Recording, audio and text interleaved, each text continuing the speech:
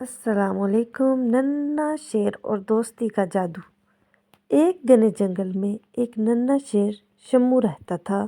وہ بہت تیز دوڑ سکتا تھا، اونچی آواز میں دہاڑ سکتا تھا، لیکن اس کا کوئی دوست نہیں تھا۔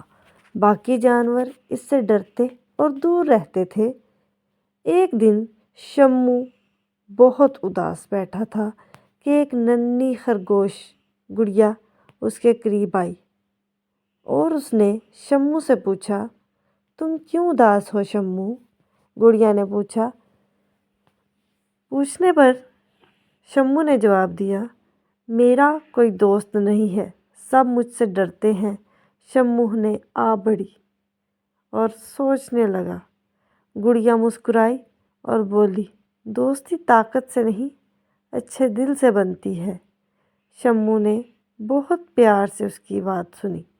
شمو نے سوچا اور فیصلہ کیا کہ وہ جنگل کے سب جانوروں کے ساتھ نرمی اور محبت سے پیش آئے گا۔ اگلے دن جب ہرن کے بچے ایک ندی کے کنارے پر کھیل رہے تھے، اچانک ایک بڑا مگرمچھ دریا سے باہر آیا۔ سب ڈر کر بھاگنے لگے۔ شمو نے بہت ہمت دکھائی، زور سے داڑ مار کر مگرمچھ کو بھگا دیا۔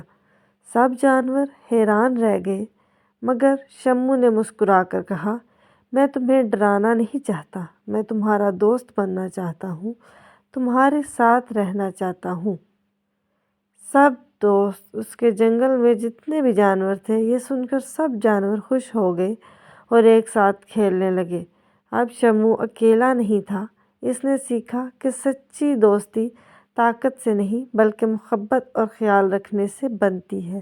تو پیارے بچوں، ہمیں بھی ایک دوسرے کے ساتھ اچھے طریقے سے پیش آنا چاہیے۔